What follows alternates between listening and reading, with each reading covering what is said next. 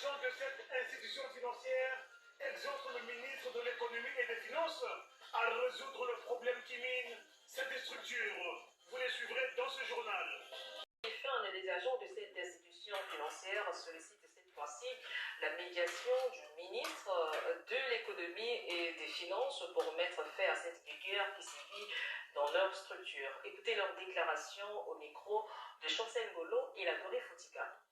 Après l'annonce de la dissolution de la section syndicale CSTC-DGIFN élue en Assemblée générale du 7 avril 2023, les agents de la dite structure ont rendu public une déclaration. Dans cette déclaration, ils rendent la CSTC responsable du non-respect du principe de l'indépendance très essentielle dans les rapports entre l'administration et le syndicat.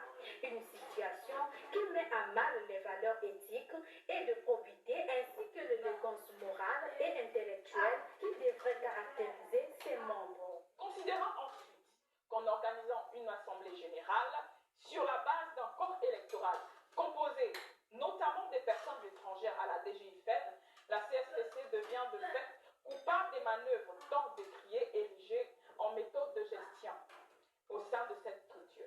Considérant qu'après avoir suspendu la section syndicale en s'appuyant sur des motifs fallacieux, la CSTC annonce paradoxalement poursuivre les négociations avec l'administration sur la base des conclusions arrêtées avec l'ancienne équipe destituée.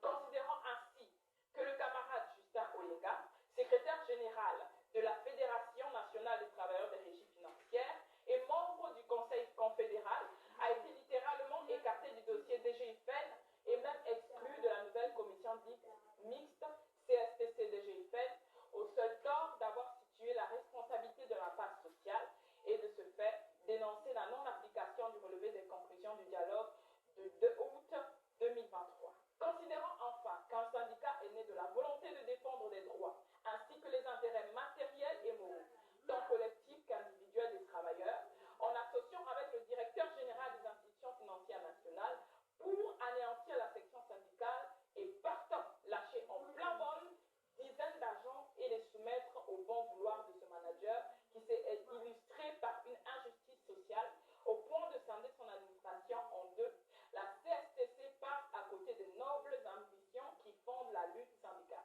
Une vingtaine d'agents de cette structure sont remis à la disposition de la direction des ressources humaines et de la formation du ministère de l'économie et des finances. Pour ces agents, Jean-Pierre Nono, directeur général de la DGIFN, n'apportera pas de solution au sein de cette structure, d'où leur cri de cœur. Je crois que les derniers événements au sein de la DGIFN montrent la suffisance que pour ceux qui étaient encore dans le doute, que M. Jean-Pierre Olivier Nono a cessé d'être une solution pour cette direction. Il en est véritablement le problème désormais. Ce qu'il est, par contre, n'est pas sans comprendre, c'est que c'est la détermination. Il doit comprendre que même les intimidations, même les manœuvres ne peuvent venir à bout de ces agents, hommes et femmes, martyrisés par l'injustice sociale au sein de la DGIFN. Ils vont se battre jusqu'au bout pour que leur dignité soit rétablie et qu'ils soient respectés comme tous les agents. Au-delà, en tout cas, c'est une situation typique à la DGIFN. Nous n'avions jamais vu un manager comme ça qui s'investisse dans la division des agents et qui instaure comme ça une politique au sein d'une structure qui est censée être un organe technique. Les agents de la DGIFN